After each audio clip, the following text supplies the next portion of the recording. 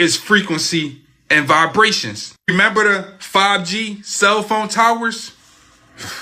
A lot of people didn't make it when they brought out this technology, but they blamed it on something else. If you don't know by now, maybe you should, but the body is nothing but frequencies. That's why they gave warnings about never eating out of a microwave. It's frequencies, radiation. It can hurt you. That's why they say never sleep with your cell phone on the bed, especially while the Wi-Fi is playing.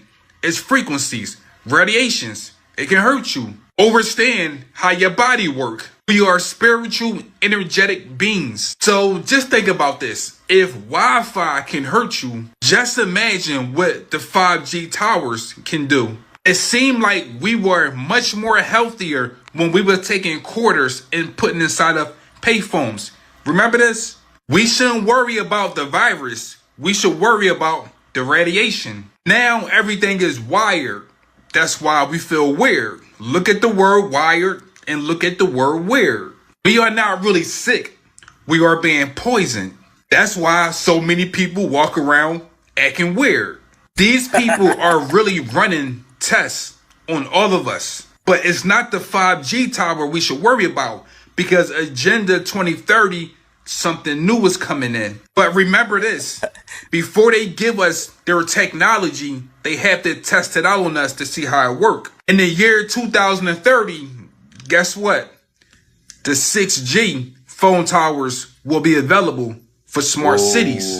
Yes, yeah, they are replacing us. If they feel like you're kind of dumb, you will be replaced. I mean, they're already doing it. It's all 5G now in Indonesia. They have smartphones, smart TVs. Now they about to have smart cities. So, like, bye-bye. It's scary, man. 6G, 7G. The dumb people, right? Yo, homeboy is right. You know, people acting weird. And you heard about the power grid out in Antarctica? Yeah, it's time. It's time.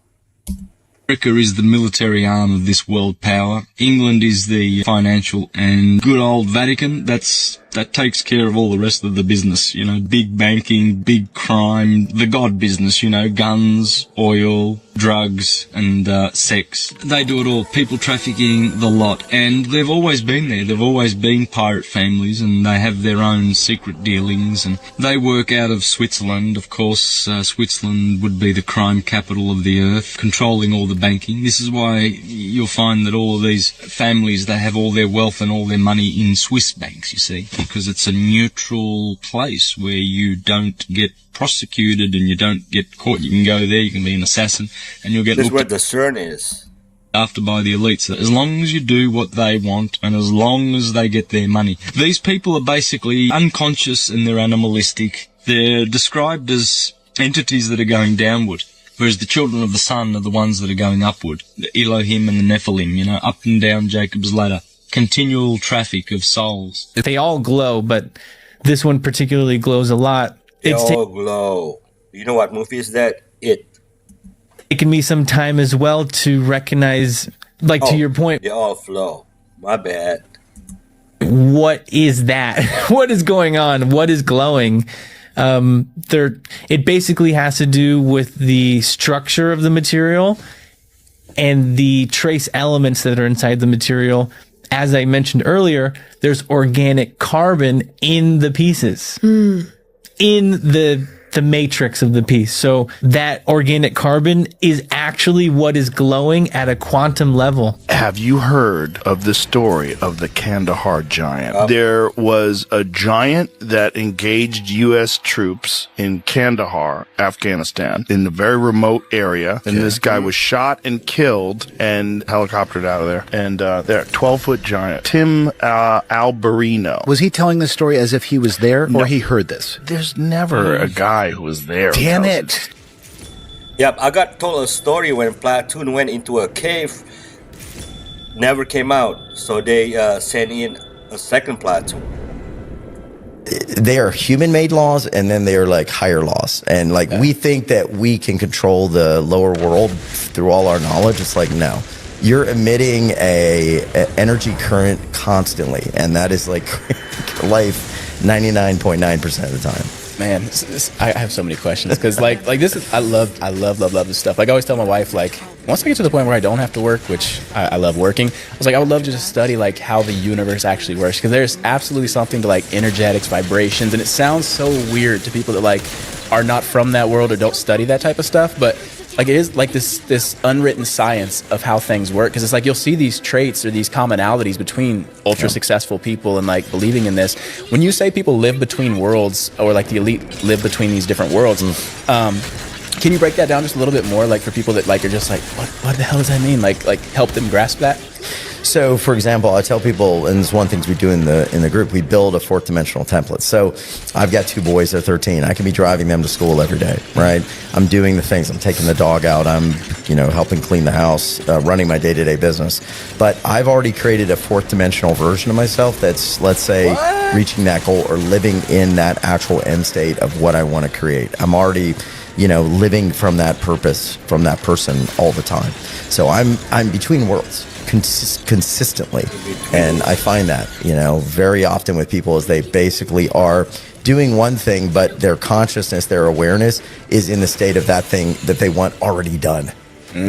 Already happened, already finished. Within the Beyonce conversation, it was just this last year that her drummer of 7 years came and said that Beyonce was astral projecting to her and grooming her and even molested her in the spirit. Oh my God. She said that Beyonce, through spiritual witchcraft technology, actually killed her dog.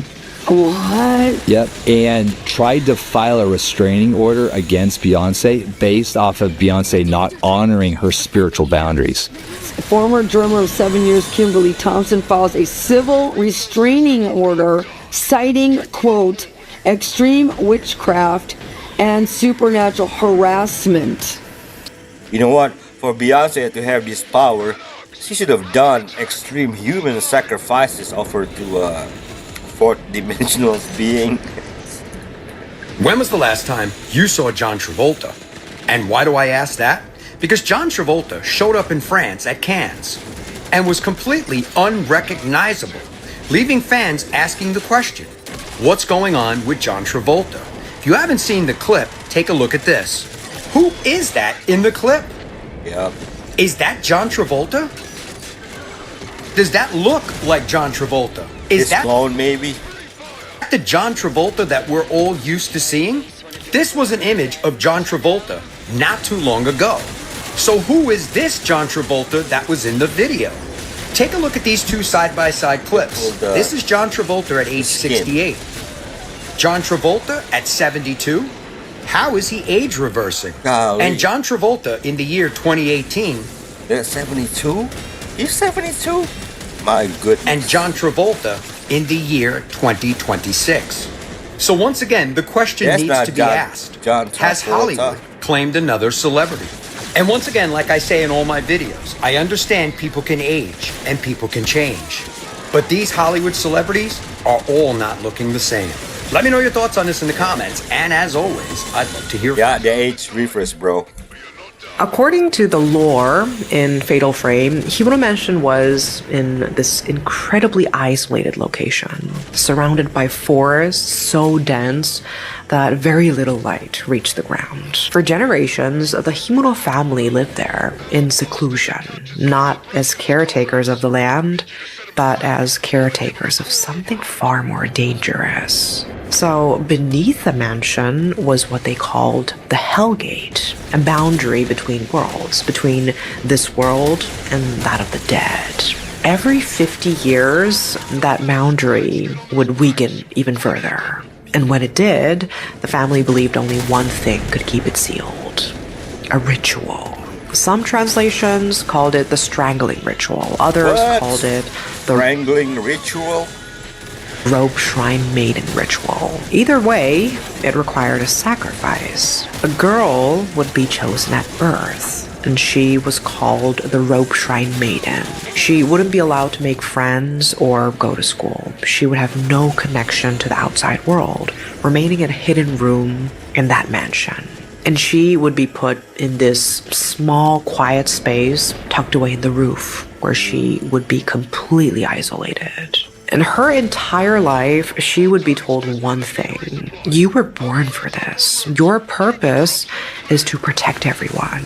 And for years, 15, sometimes 16 years, she would be prepared, conditioned to believe that this was normal. And she would be fed just enough to survive, taught prayers she wouldn't fully understand, told that her pain would be temporary, that her sacrifice would protect the family, the village, everyone. Whoa. The ritual required something very specific. She had to die without any emotional attachments, because if she felt even a flicker of emotion at the end, the seal wouldn't hold.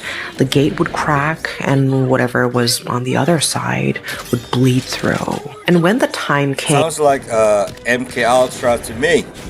The family would gather. They would dress in white ceremonial robes and lead the girl down to an enormous chamber deep beneath the mansion, carved into rock, lit only by candles. Now, at the center of this chamber was a stone platform, worn smooth by centuries of use. It was the rope altar, and around it, carved into the floor, was a circle. They were deep grooves, channels for drainage, stained dark with blood from past sacrifices. And they would ask the young rope shrine maiden to ascend the platform. When they told her to extend her arms, she would comply, and the family would begin to prepare the robes. Wow. Hey, don't you love her voice? I love her voice. Hypnotic. This is what they don't want you to know about the Big C. Listen. Cancer is not a disease, it's a survival mechanism. So cancer is not trying to...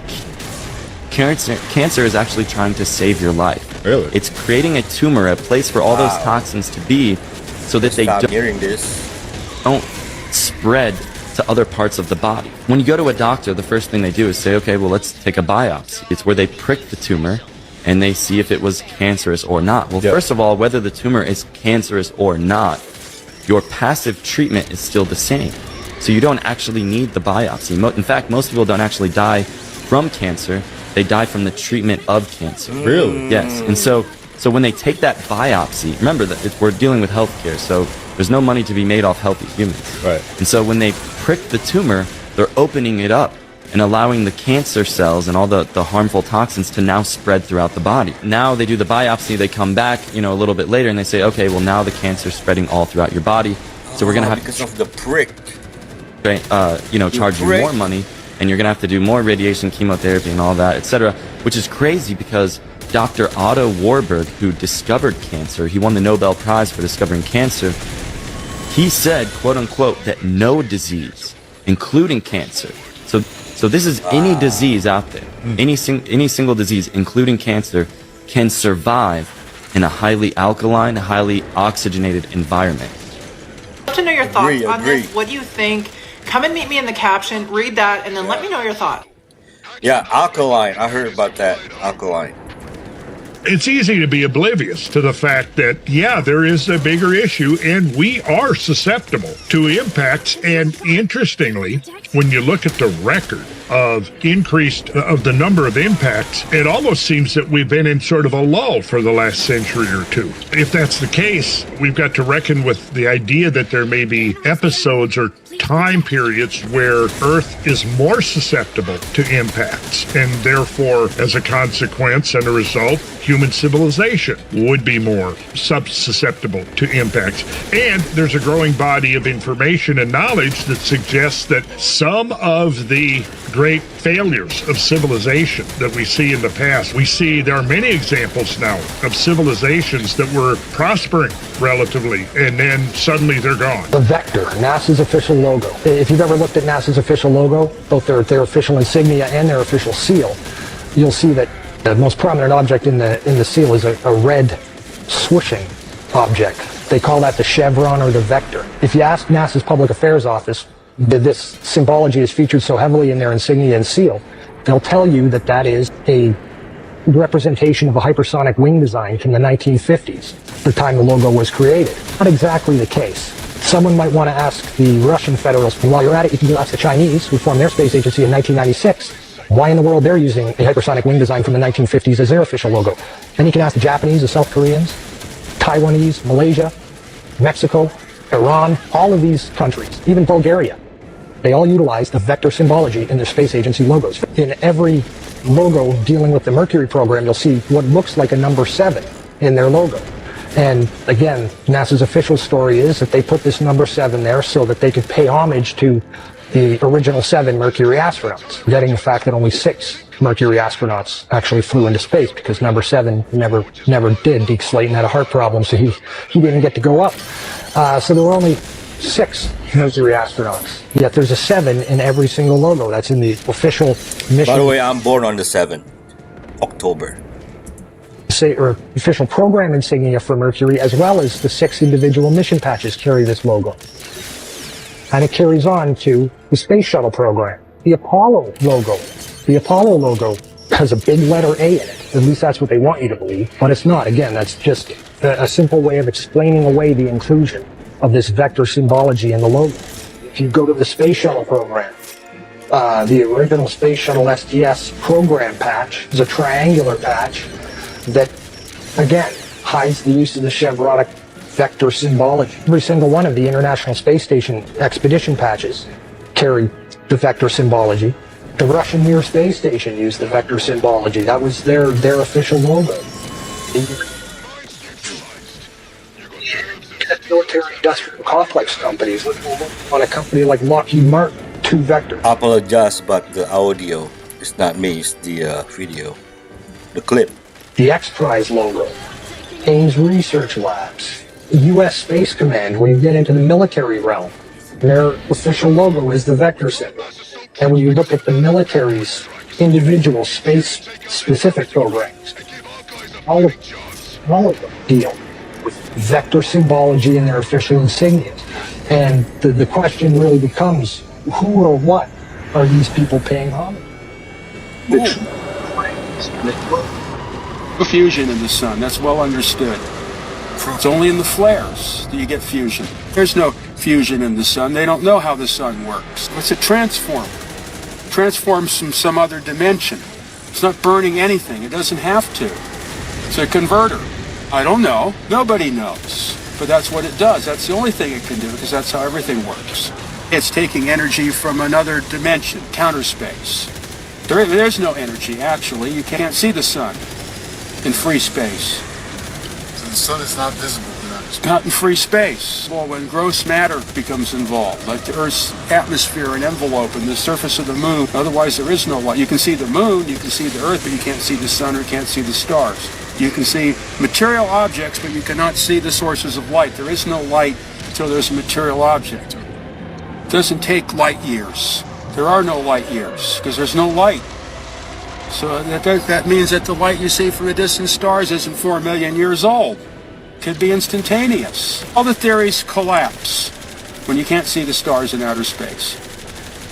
I'm gonna show you some more examples in media that they use subliminally to show what they've been up to. This one's from Friends. Hi. Hi. One vegetarian pizza. It's $12.50.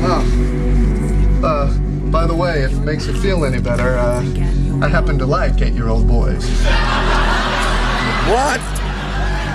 Yo. Yeah, bro. It's everywhere. That looks great. Now what you want in a pancake is to have the consistency of young flesh. It's spongy, it has life to it. And you got soft flesh in front of you. Why does he have to say that? And how does he know what that is like? Yeah, another one. Ready? You know the band Pink Floyd? The music video, Another Brick in the Wall. It shows a conveyor belt of children, and in the song itself, it's kids singing. Look at their faces. It looks like the mask that was in Epstein's dentist's office, right? God. They fall into a conveyor belt, and what happens to them? No, don't tell me, Steve.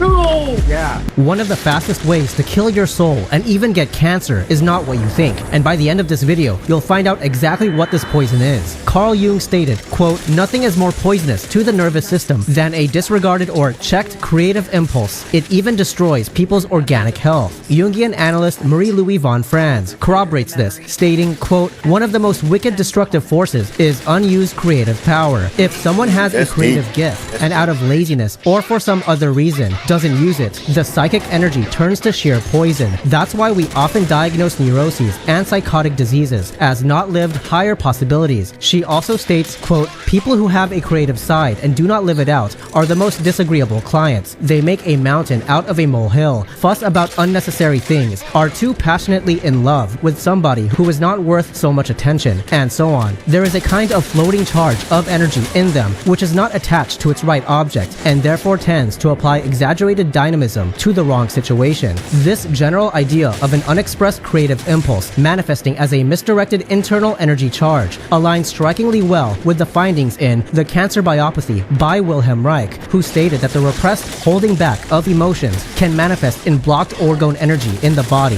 which can literally lead to diseases like cancer. So next time you feel the urge to creatively express yourself, I highly recommend you find some way to do it. Now, this doesn't mean you have to immediately go all out and start creating content online. You can start small by honoring your insights in little ways, even just by bringing them up naturally in conversation. You will often find that people are nowhere near as judgmental as we make them out to be in our minds. They were taking the humans down underground to save them from all of these massive destructive times on the planet. By a species they call the ant beings, often called the ant people. They're not from here. They people. Come on, man. They are interdimensional. The ant beings came out and brought them inside this massive cave system. It could hold well over 3 million people. And they have abilities we don't. There has been depictions of these ant people in all of these different countries. Turkey, Egypt, Australia. If they weren't real, how would they have the same structure and then the same look? Because in another country around the whole globe, you have the same depiction of the same looking beings. Bullshit. So you have 3 guys, 3 assassination attempts, and they're all on TV. What are the odds? There's a trend happening. So if you look at the first guy, Thomas Matthew Crook, he was on a BlackRock commercial. Ryan Routh, he was on Newsweek talking about, mercenaries, gaining mercenaries for Ukraine. This guy, Cole Allen, he was filmed a few years ago with ABC. And then mind you, that ABC clip where he was actually showing how he made some type of mechanism for wheelchairs and whatnot. At that event, JD Vance's wife was a speaker too, which is weird. At the same event. Yes, this is in 2017. Sorry. So that's what I'm saying. It's just like how are all these instances lining up and then these things happen. What's the point for staging it? Is it just to create more chaos? Well, 2 things can be true. 1, it's a distraction. 2, what year is it? 2026, midterms. So every time you think about election time, midterms, you have to galvanize. You have to really get the people going. Galvanize. You have to start pulling in who you want in office, right? So all these things, the last assassination attempt, that was right before Trump got in office. So, that helps push that. It's all staged by them. You know that, right? Most mysterious whale. The 52 Hertz whale, also called the loneliest whale. What they presume is a whale because they actually don't know. One of the most fascinating and mysterious in marine biology. And at 52 Hertz, nothing can hear it. Yeah. So nothing can respond to it either. They've never been able to get a visual of it, but they've been listening to it for decades in the Pacific. They're doing military sonar scanning the ocean floor, and they picked up on what sounded like a whale, but registering at 52 Hertz. And so they're like, what is this thing? They assume that maybe it's a hybrid whale, maybe a mix between a blue whale and a fin whale, which they apparently can interbreed, which is fascinating. What's crazy is that the migration patterns follow the whale's migration patterns. Oh, that's cool. There's no proof of it except for the 52 Hertz audio that they've recorded from the ocean. And it's just like deep, dark ocean where they're just getting this very high-pitched whale noise. Yeah. What if it's like an alien ship, though? I don't know. Oh, whale. What if it's the Leviathan? Today I want to talk about something that ancient world understood about human body, that modern Western medicine has spent decades systematically ignoring. Parasites, organisms living inside the human system. I just did a parasite detox like 3 weeks ago. Feeding off its resources, disrupting its chemistry, altering its neurological function are not a problem exclusive to developing countries or poor sanitation. They are a near universal condition that most people in the West have never been tested for and never treated. Most Eastern Europe, the Middle East, Asia, Latin America, deworming is a routine practice. Every 6 to 8 months, the way you would service a car. Antiparasitic protocols are simply part of how people maintain their health. My own background comes with that understanding built in. It was not alternative medicine for us, it was just a medicine, you know? The research increasingly shows... You know what, after you do detoxing, like after that, 1 week, you feel weak, like, you know, like, because you put poison into your body to kill the parasites. I'm good now. Is the parasitic load affects far more than the gut. Certain parasites cross the blood-brain barrier. Some are documented to alter mood, behavior, and even decision-making in their host. Toxoplasma gondii, one of the most widespread parasites on Earth, carried by roughly 1/3 of the global population, has been linked in multiple studies to altered risk tolerance, impulsivity, and in some cases, psychiatric conditions. Esoteric traditions that spoke about entities feeding off human energy, the concept of energetic parasites in multiple shamanic and occult frameworks, were mapping something real in the language available to them. The physical and the energetic body are not separate systems. Pastin, black walnut hull, wormwood, clove, these are the traditional antiparasitic compounds that indigenous and folk medicine traditions across every culture independently arrived at. Now tell me, when did you last treat for parasites?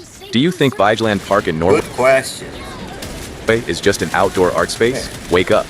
The sculptures showing intertwined bodies in agony, a giant pillar made of desperate human forms, and gateways loaded with occult symbolism are no artistic coincidence. It is the cult signature. The elite uses this park as an energetic anchor for the low astral plane, normalizing the grotesque and the demonic in broad daylight so millions of tourists admire it without questioning. They program you to see beauty in oppression and the loss of the soul. Will you keep calling it culture, or will you understand you are walking through your captor's altar? Those are parasites.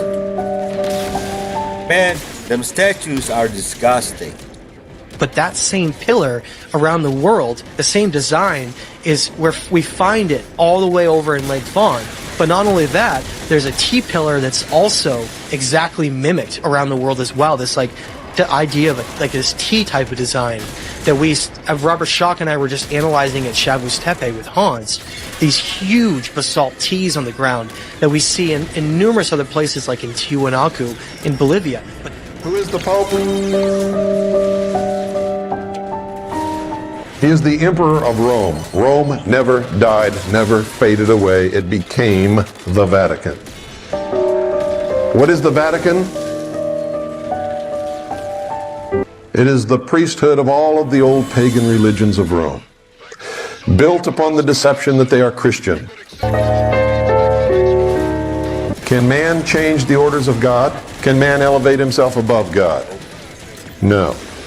Then why did the Pope change the Sabbath from Saturday to Sunday, the venerable day of the worship of the sun Osiris?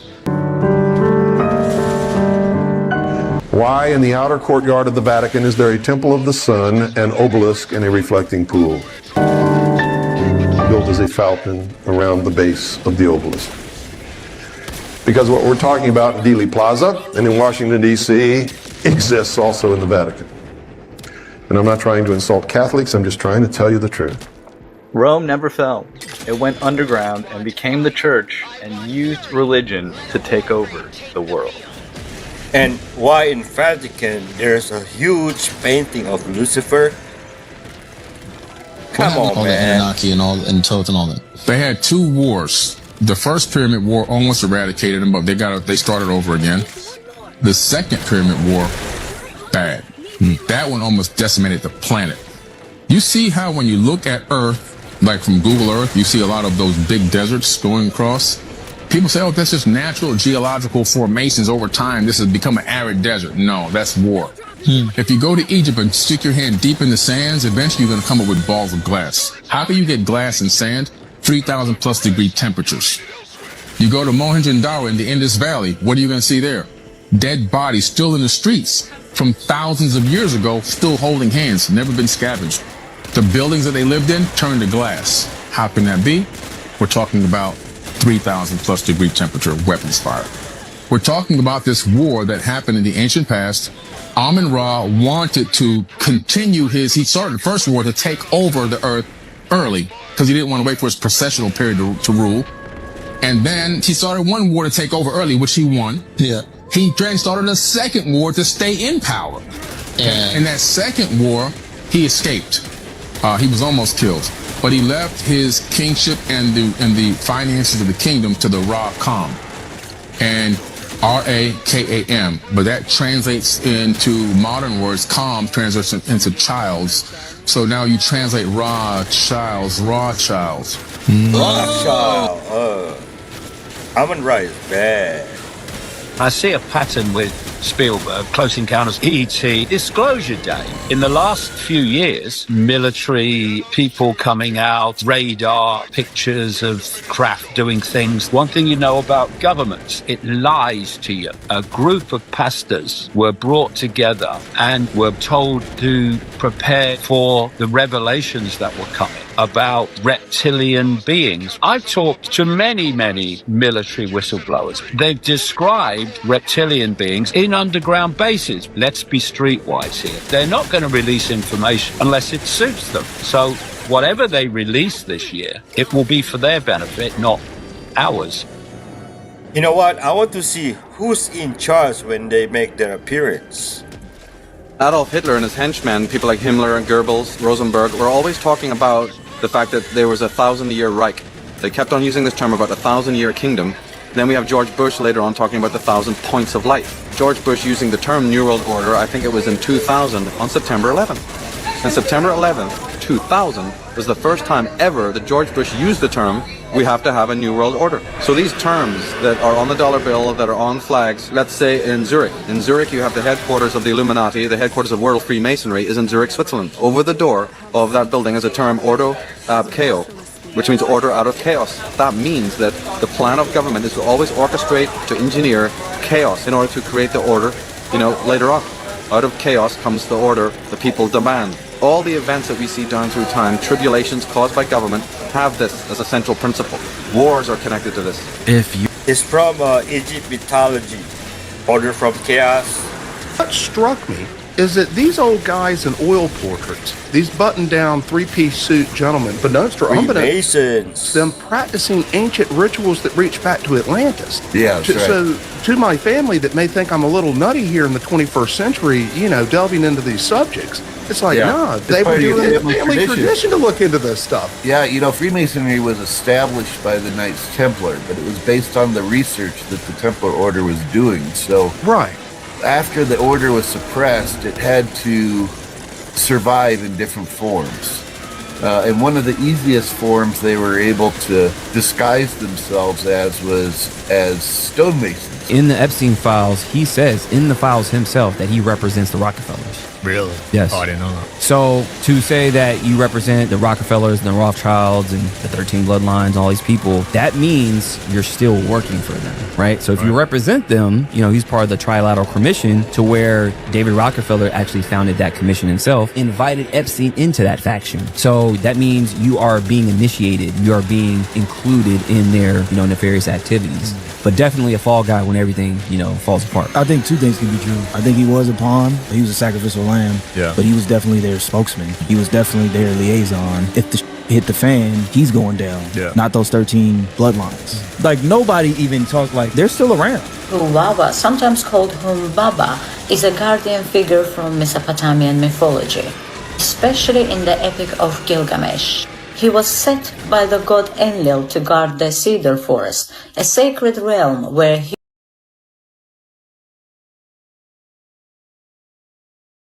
In recovering these memories, you have restored dignity to the dead and protected your past from corruption.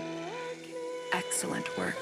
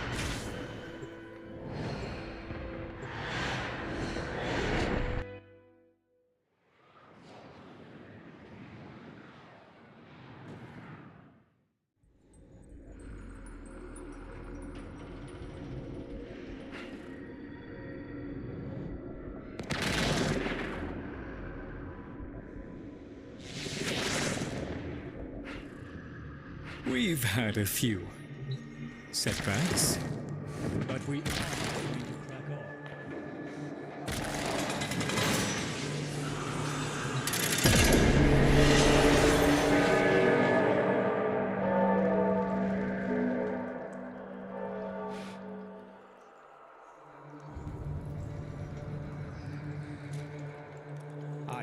How may I be of service to you this day? Or is it night? I honestly cannot tell in this place. Ah! À la revoyure!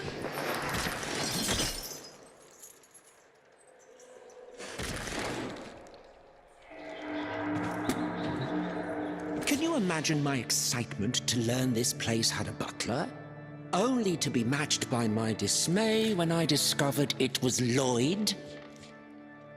Next time, come with a joke prepared, will you? Or at least a sweet.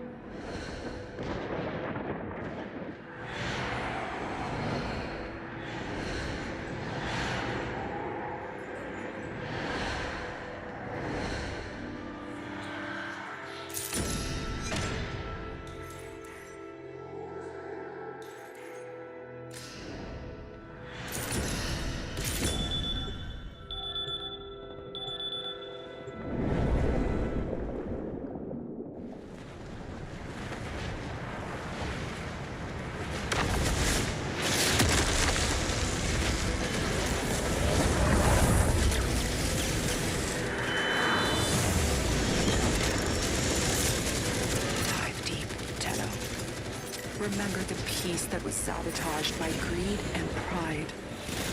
Relive the tragedy you were forced to endure. Marking critical Anarch supply caches. Make them ours.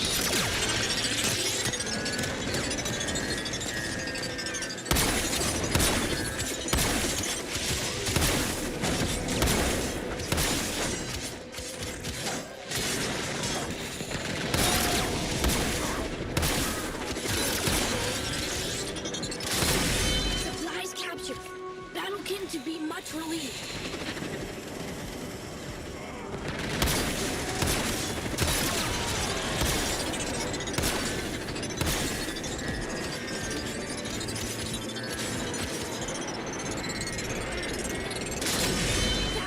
The Tenno captures a cache!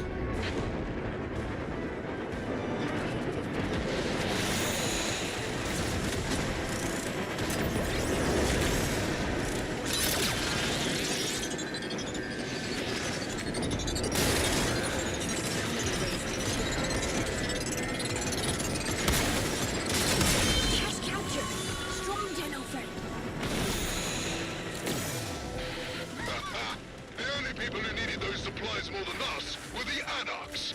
They won't be happy. Let's pour salt in the wound. Tenno, must help Hivekin. Anarch's attack. Energy low. You must save.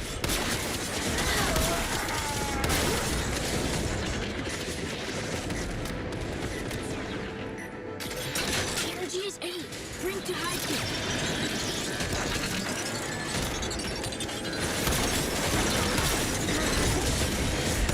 To Hivekin, Tenno.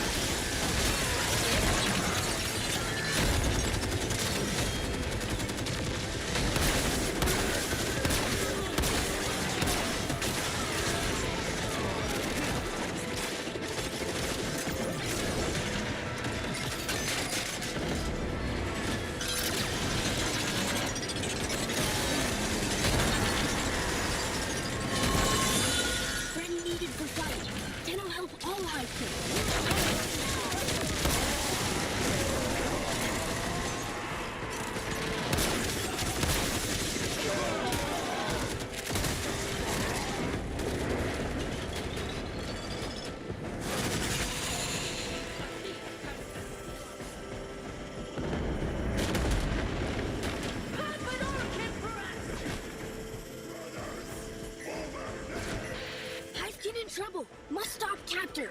Return kin to Hive! Enough! Let Ballas's nightmares face their own kind!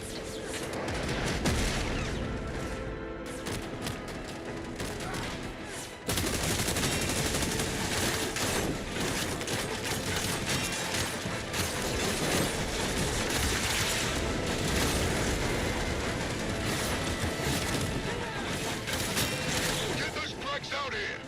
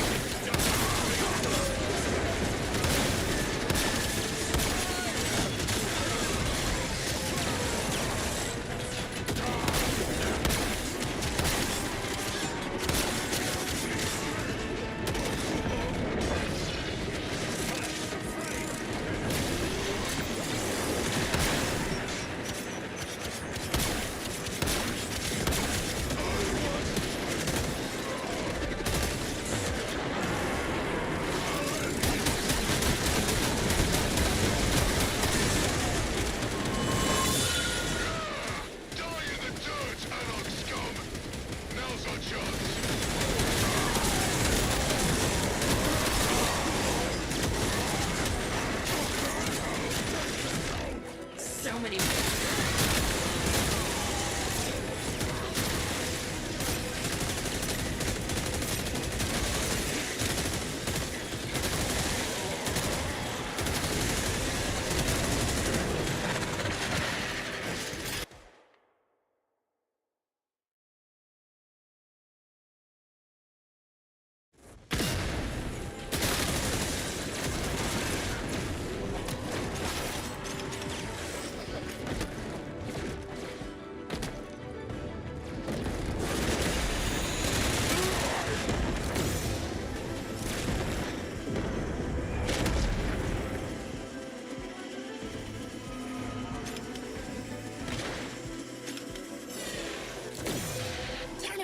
Help needed. I can take it. Bring home.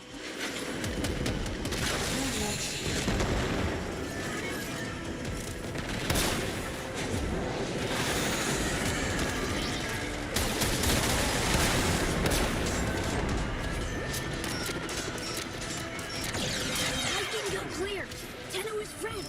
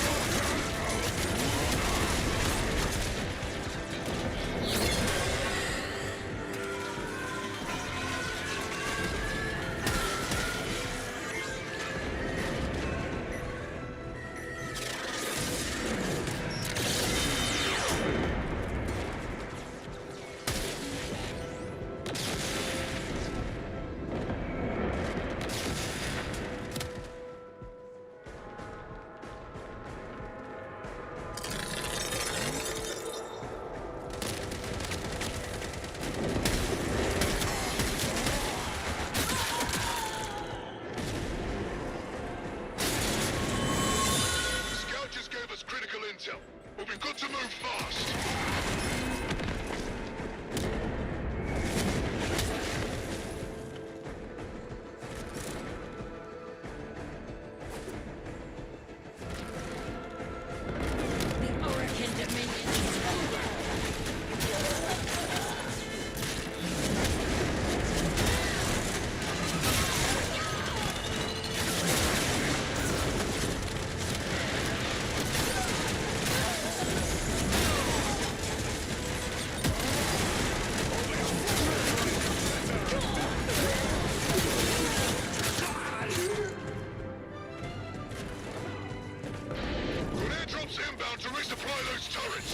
Establish a perimeter and keep those soul-damned Anox out! Turret hungry! Need reload! Anarch's blocked up! Must remove!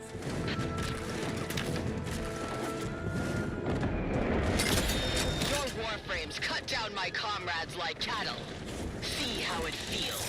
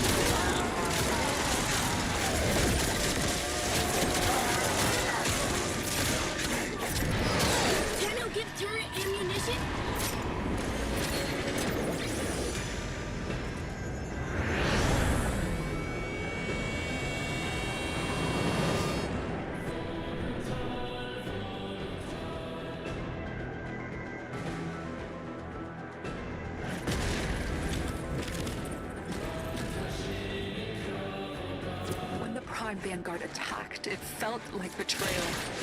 You must go through that agony again.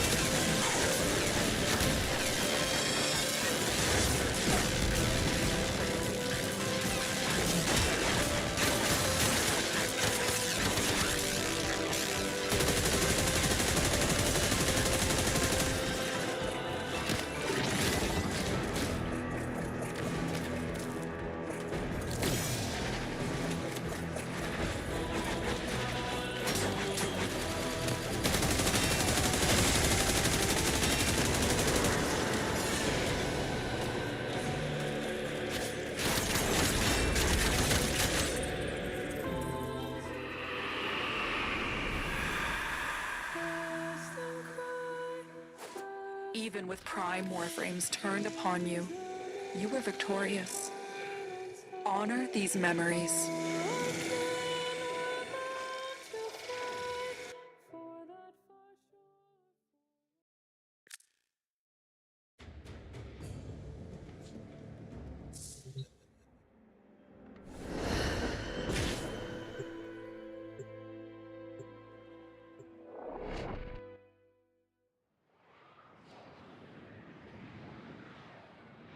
We've had a few setbacks, but we are going to crack on.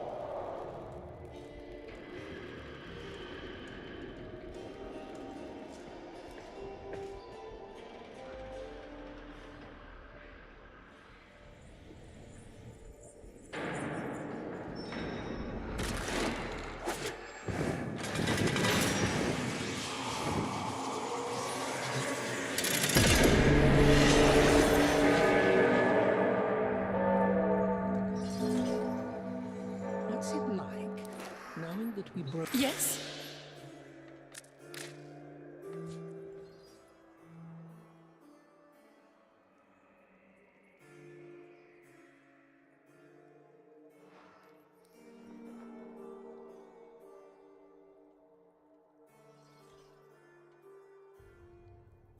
Another time. À la revoyure!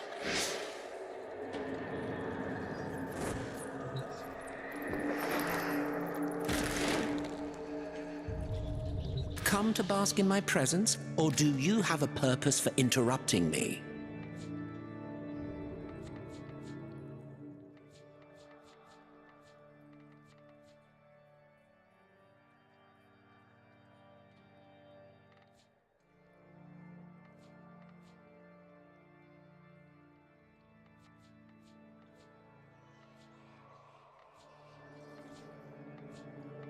A waste of time.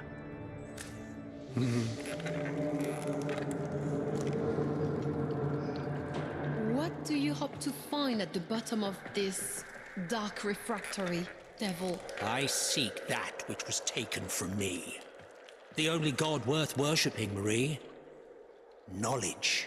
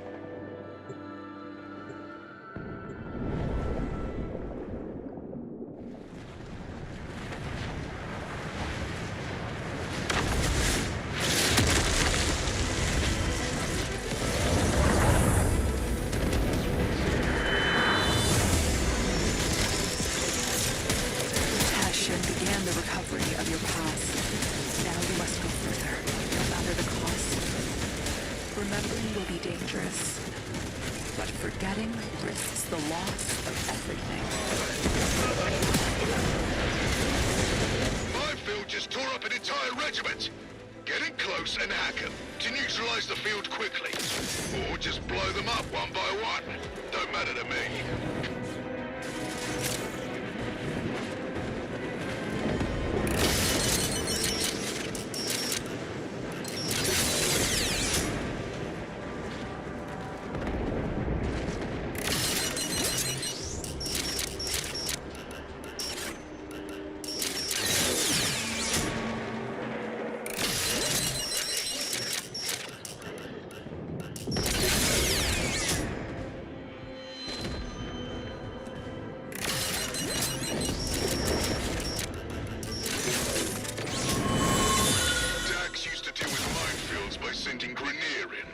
Disposable, you see.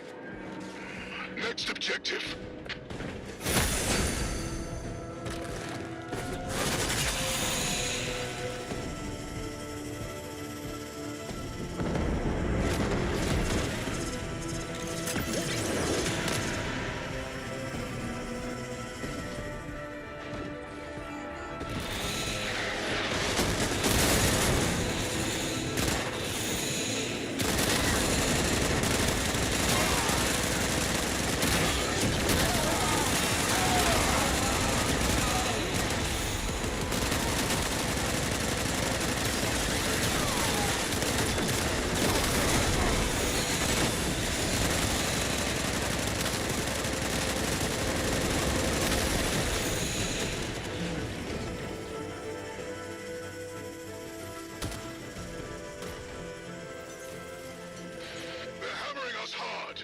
We need to strike back. There's a Commandant Prime in the area. Do what it takes to draw them out.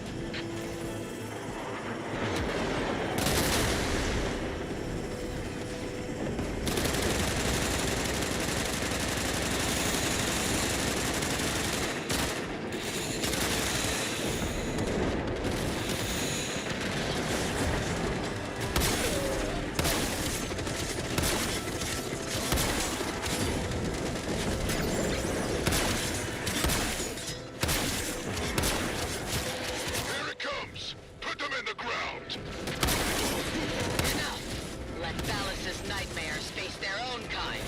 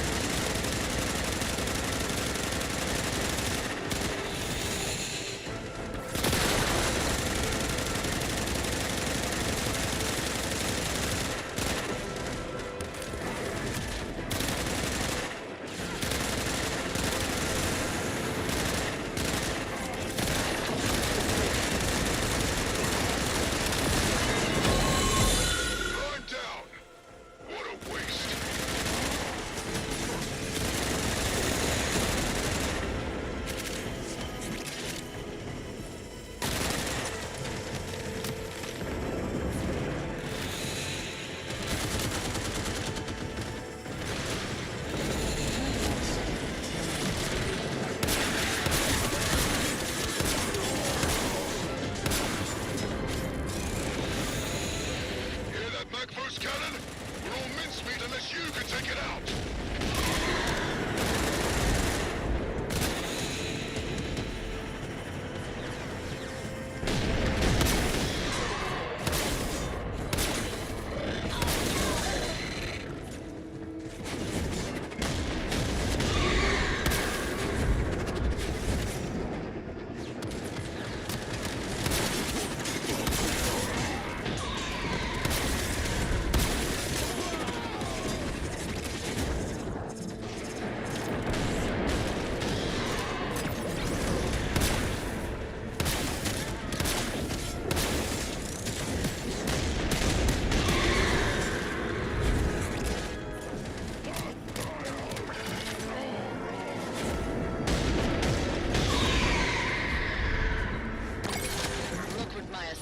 Did to one of your Warframes. What happened to its operator can happen to you too.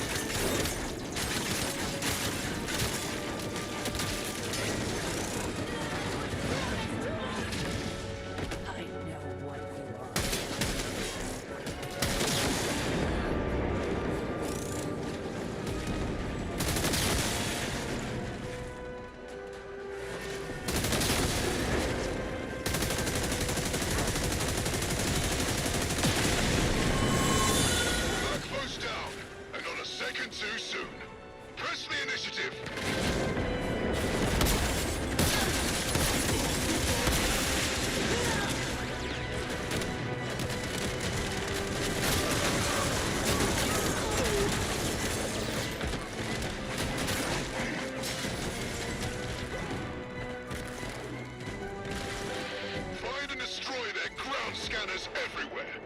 Can't take a crap out here without some Dax Anarch taking pot shots.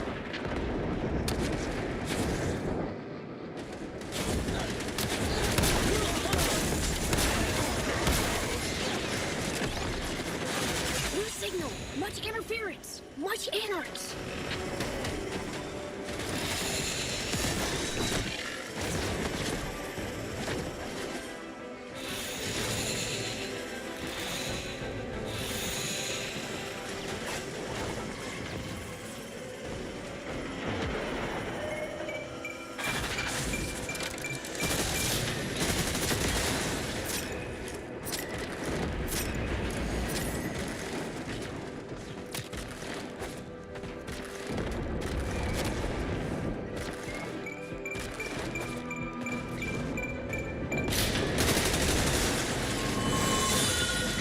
Systems have gone dark. Take the move forward.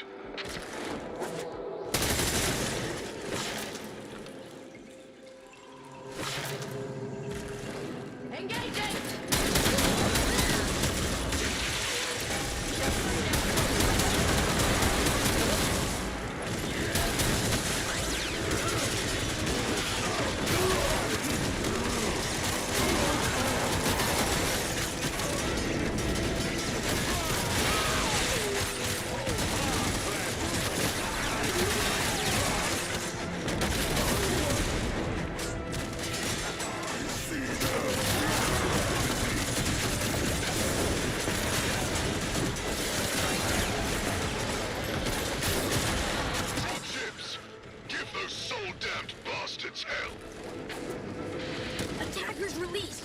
Struggle now.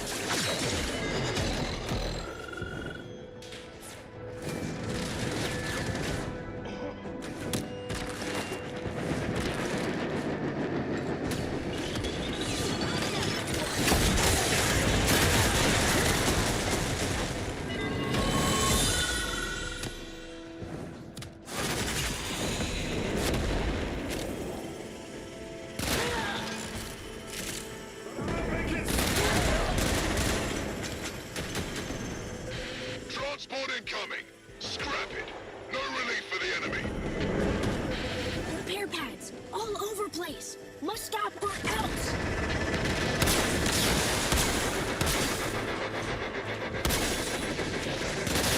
Your warframes cut down my comrades like cattle. See how it feels. Oh, what a shame. No dinner for the Dax Anarchs. Here's your new orders.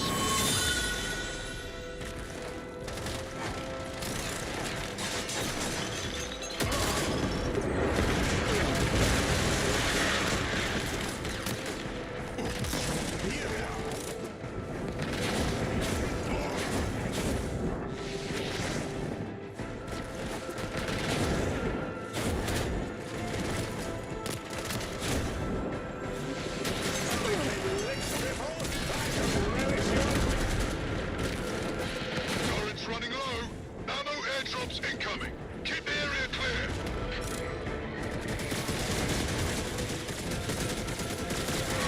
No drops until ammo's out.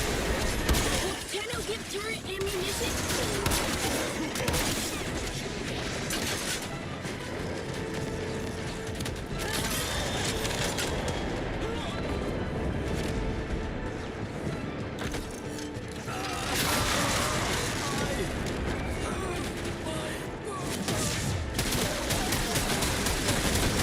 Very hungry. Need reload.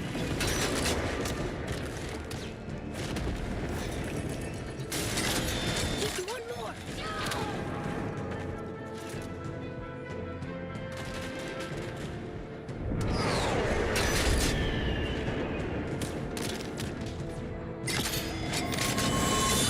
All turrets firing, and not a moment too soon. I've got more work for you.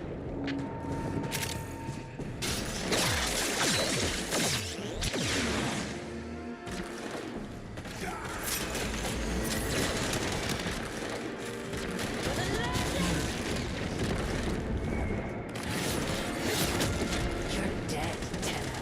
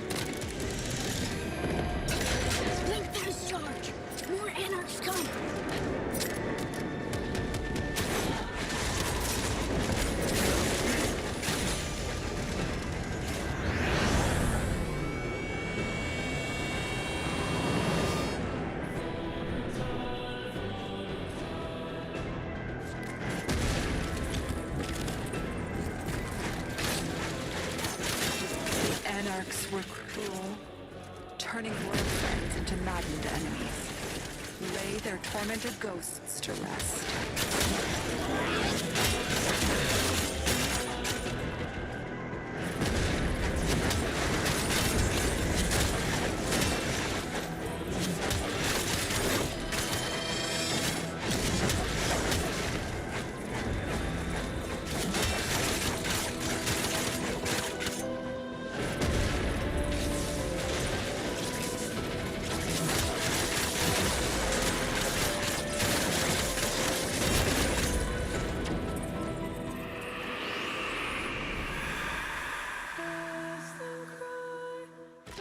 The indifference lies. It wants you to doubt yourself. But you have triumphed today.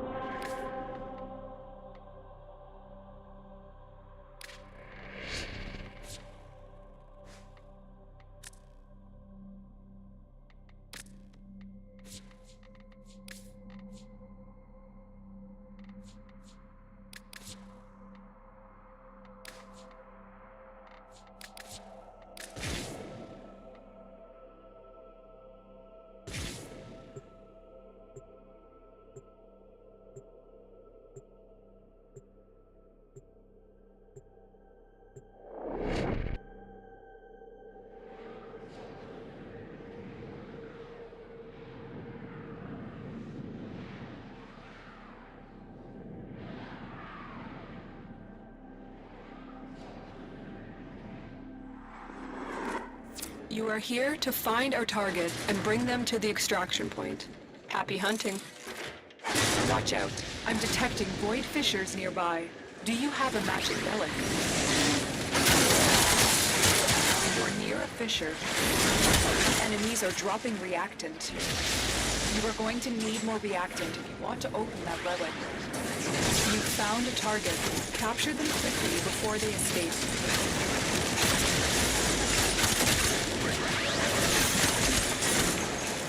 Stay focused. There's a heavy unit approaching. We cannot let our target know we're here. Track them down quickly.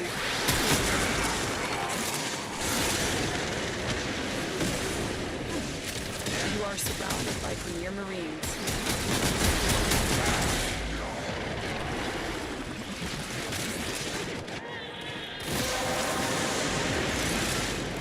The relic has been cracked open. Finish your mission to find out what's inside. Mission complete. The captive has been escorted to the extraction point. Well done. Change of plans. Ignore your original objective. Leave nothing alive.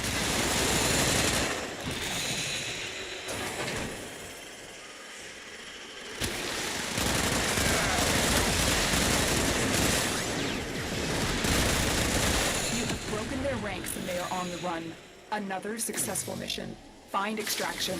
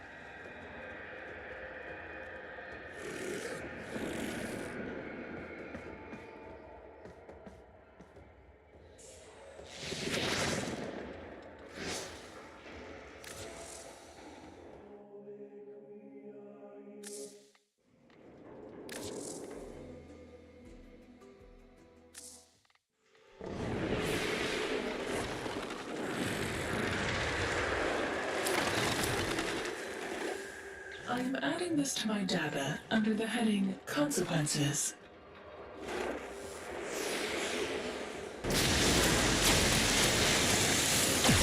Stay focused. There's a heavy unit approaching. Mission complete. Excellent work, Tenno.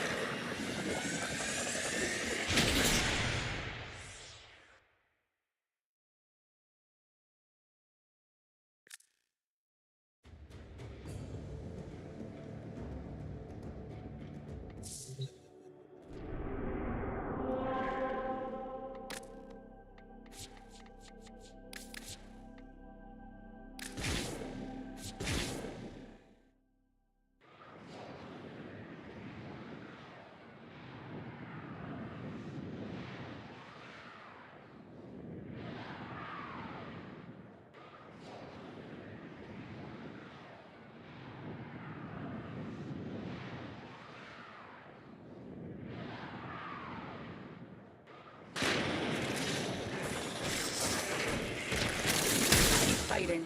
Look for more reactions. We cannot let our target know we're here. Track them down quickly.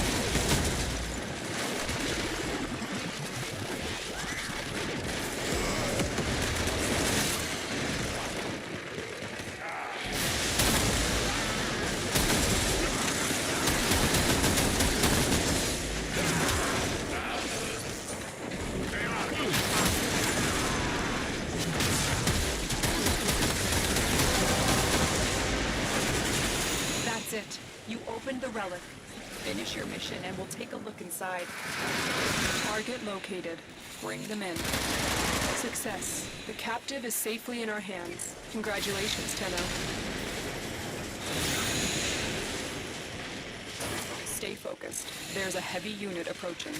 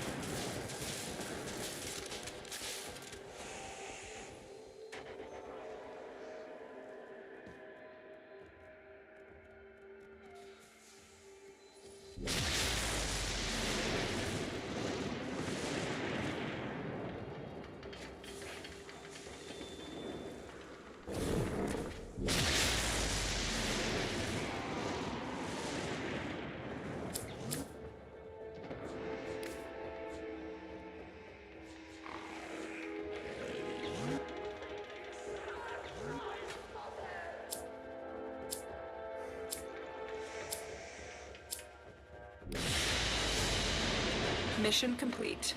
Excellent work, Tenno.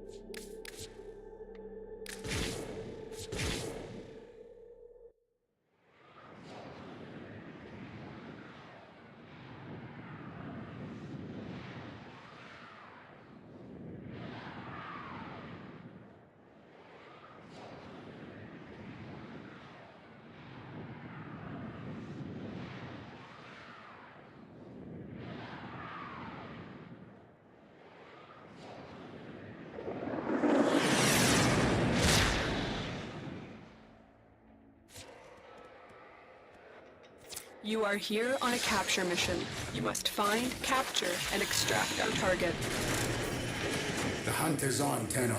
The synthesis scanner is detecting a potential target. Use it. Search for traces of the target. Target located. Bring them in. Watch out. I'm detecting void fissures nearby. Do you have a matching relic? A fissure. Defend yourself and use reactant to open relics. Corrupted foes are dropping reactant. Use it to crack open a relic. Success. The captive is safely in our hands. Congratulations, Tenno. Change of plans. Ignore your original objective. Leave nothing alive. Don't forget the reactant. You need more to open that relic. Stay focused. There's a heavy unit approaching.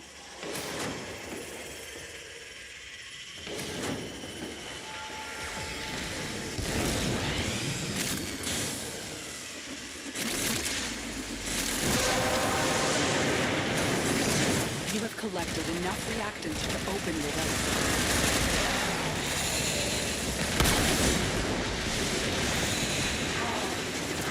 Broken their ranks and they are on the run.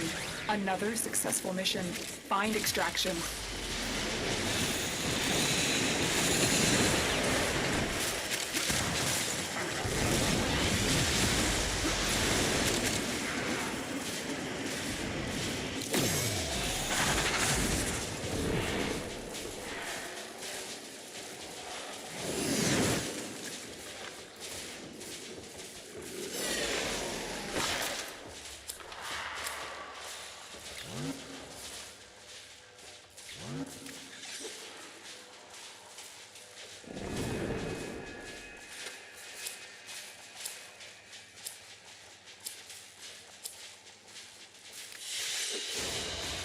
Another job well executed.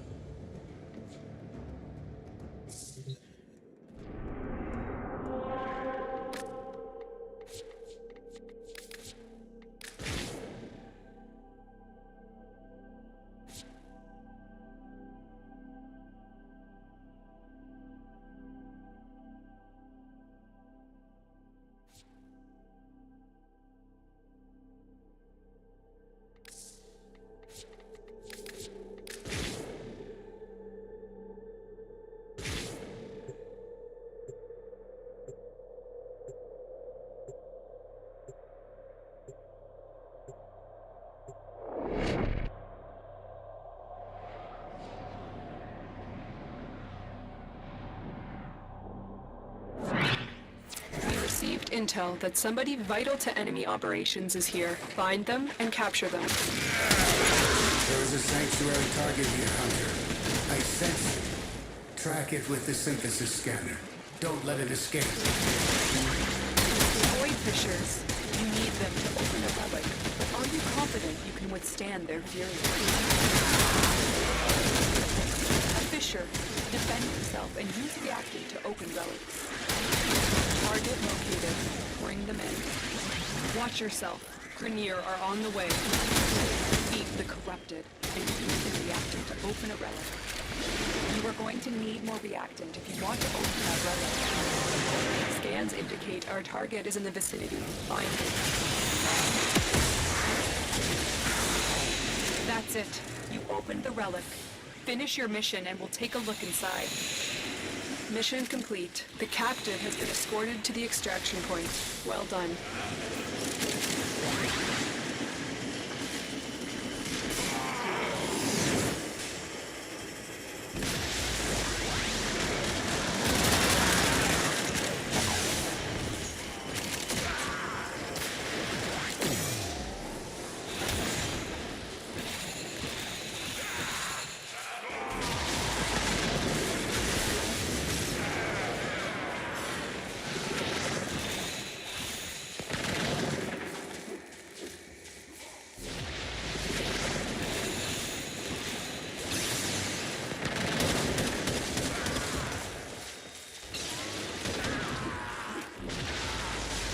Stay focused. There's a heavy unit approaching.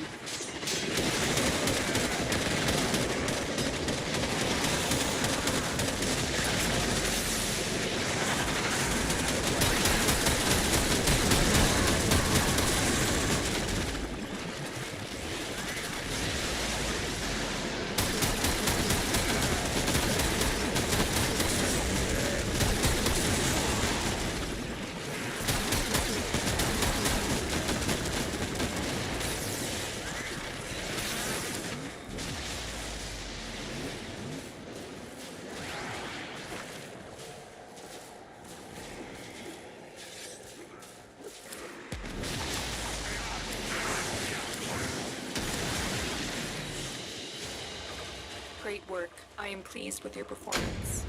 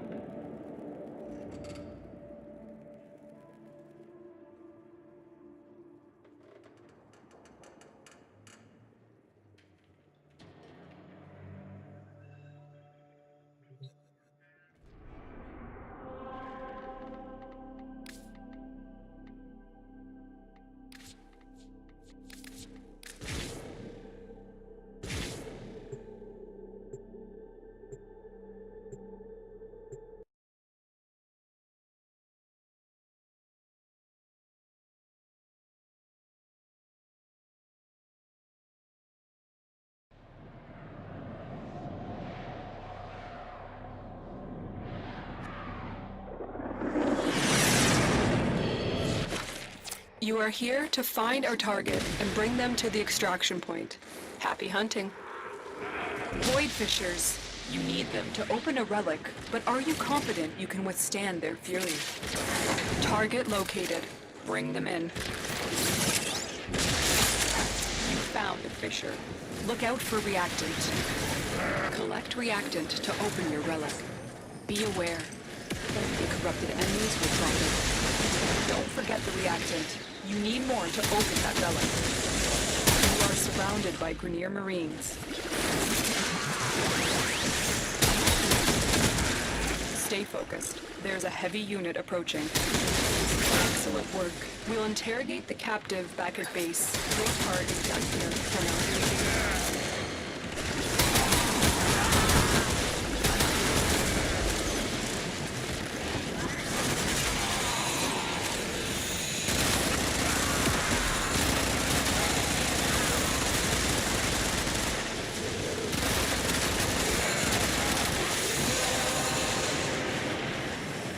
Well done, Tenno. Your relic is open.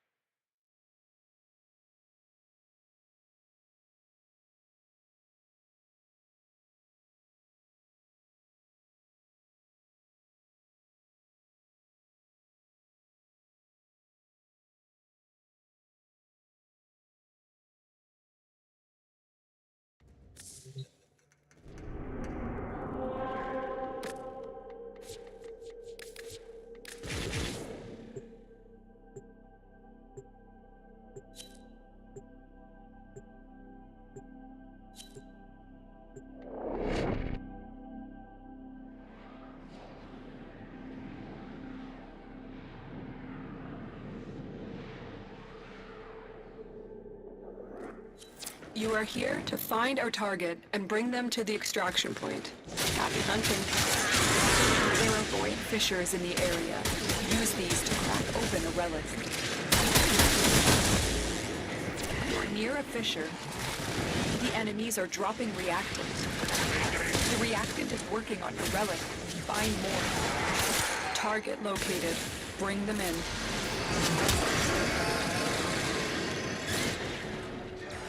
Stay focused. There's a heavy unit approaching. Success. The captive is safely in our hands. Congratulations, Tenno. The relic has been cracked open. Finish your mission to find out what's inside.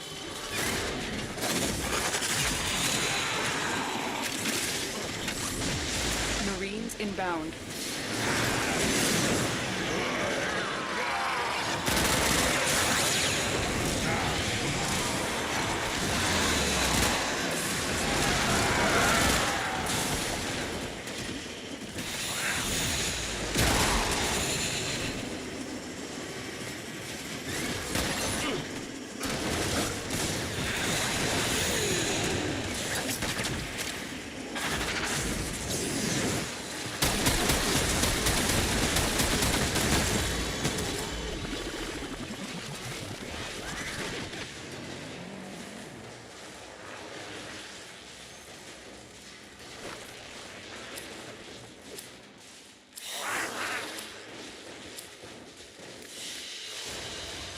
Another job well executed.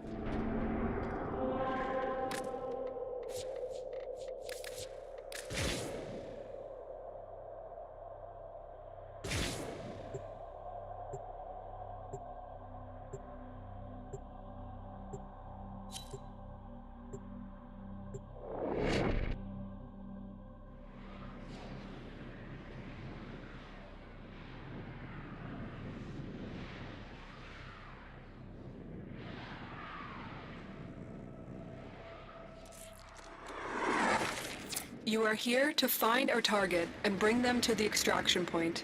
Happy hunting. There are void fissures in the area.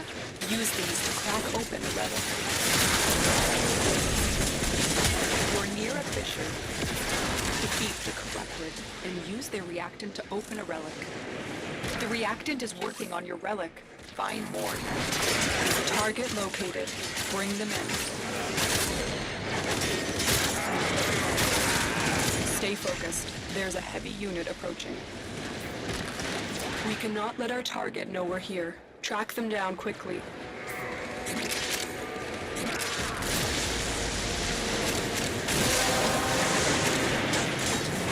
That's it. You opened the relic. Finish your mission and we'll take a look inside. Excellent work. We'll interrogate the captive back at base. Your part is done here, Tenno. Watch yourself. Grenier are on the way.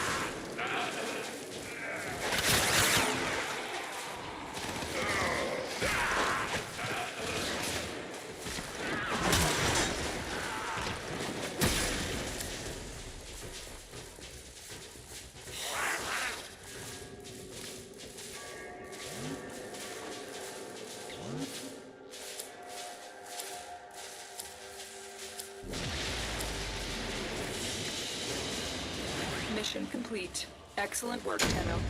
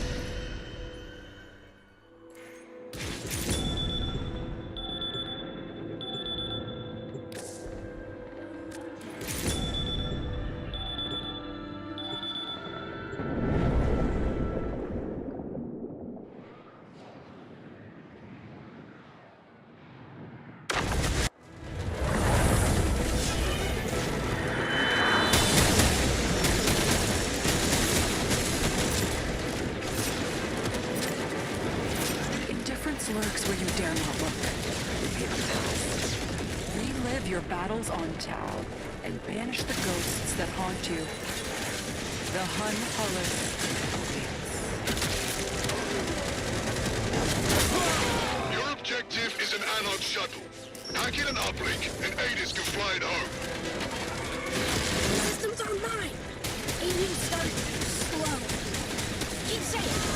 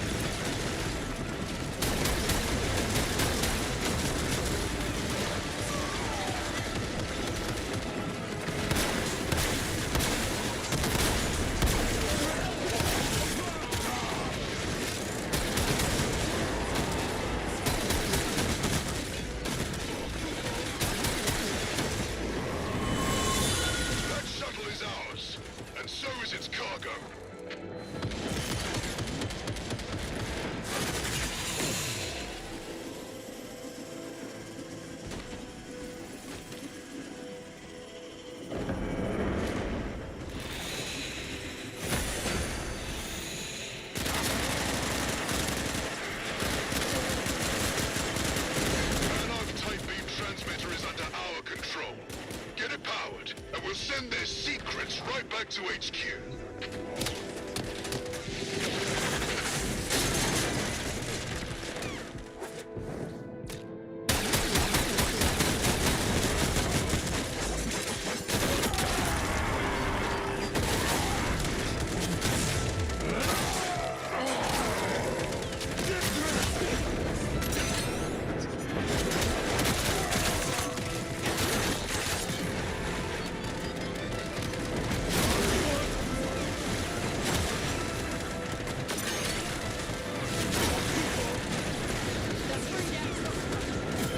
Battery crew, what works still?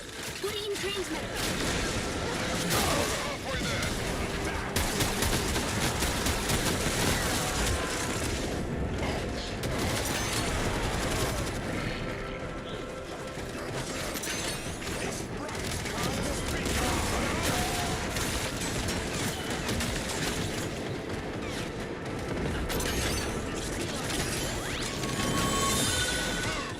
Uplink successful. Can't let this data go to waste. Marking next objective.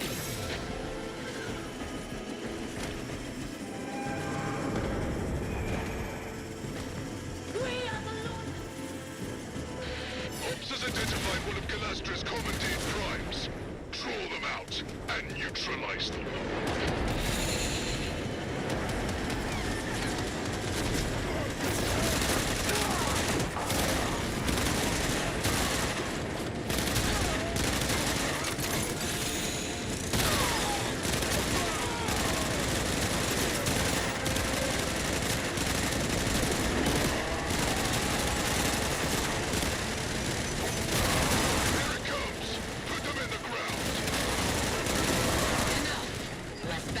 Nightmares face their own kind. Look what my Ascaris did to one of your Warframes. What happened to its operator can happen to you too.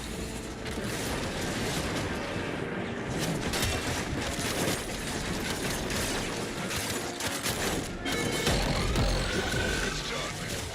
I know that wasn't pleasant, but it was necessary.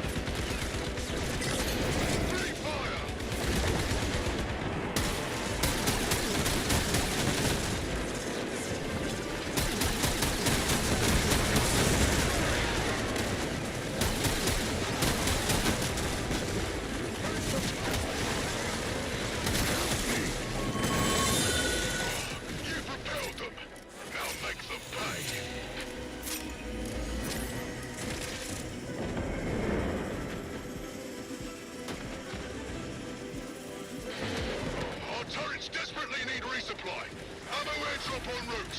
Keep the drop zone clear.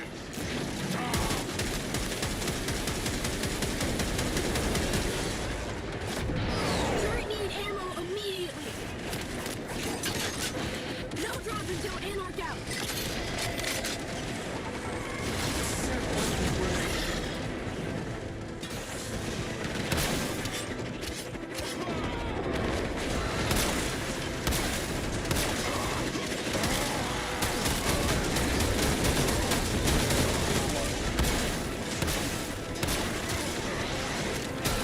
Drop zone too high.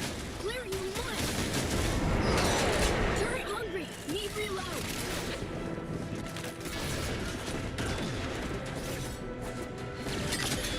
Last drop.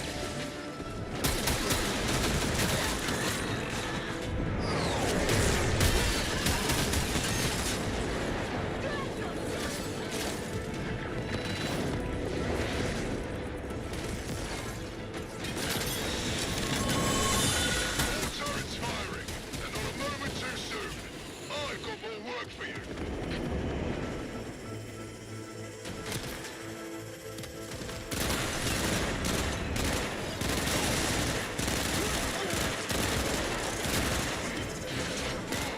Reinforcements! Where in Soul Sky did they come from? Tenno, take them out! Alerties, Tenno. Anarch's footbound.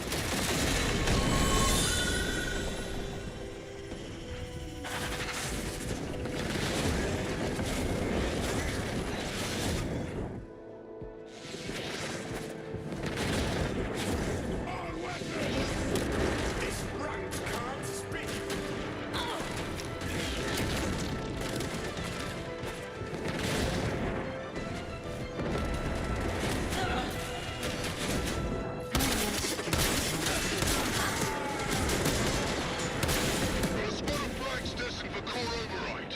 We can't afford that. Find them and break them out.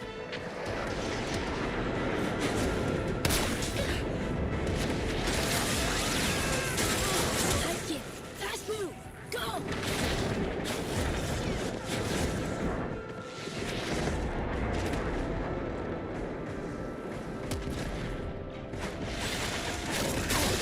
Get those flags out here. Hivekid, you are free. Follow Tenno.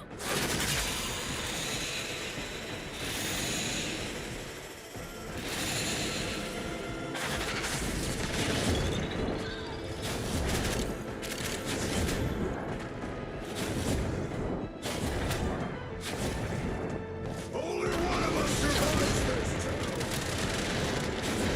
Make the Anarchs regret their disloyalty.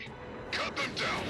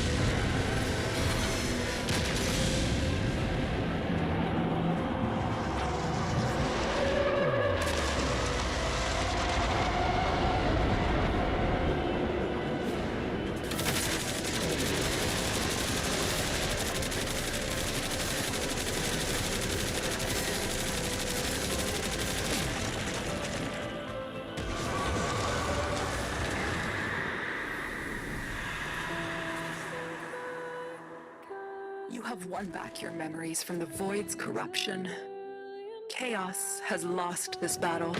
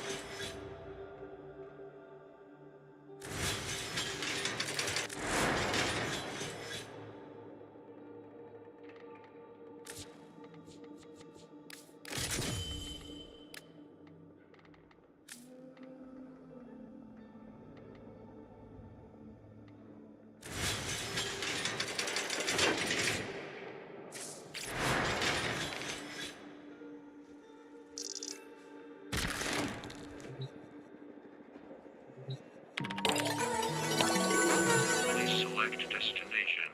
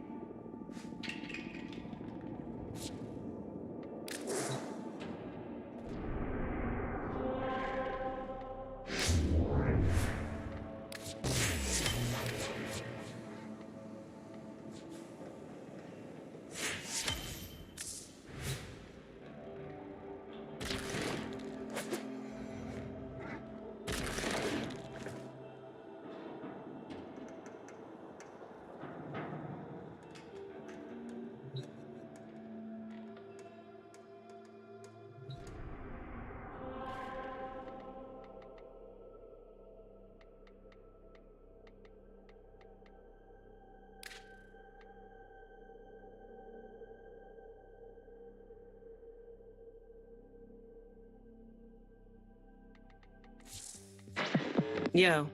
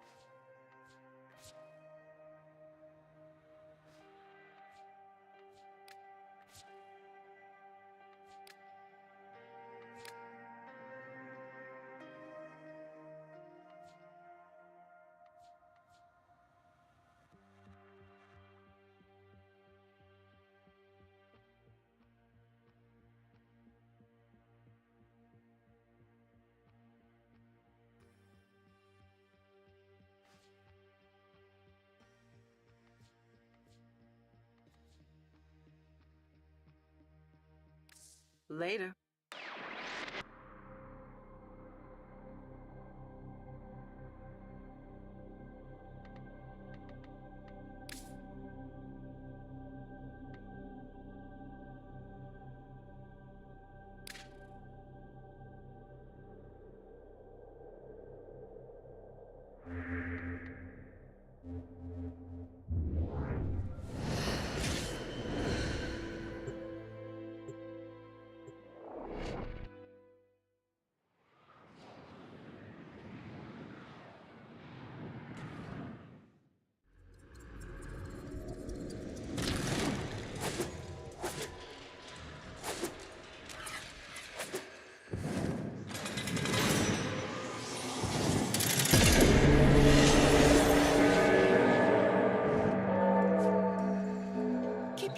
Did no one ever dust in here? You should see the chandeliers. Ah, suit yourself.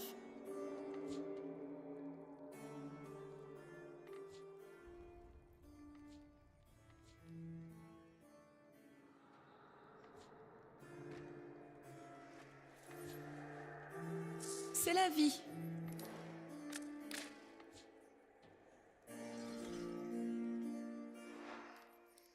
Very well.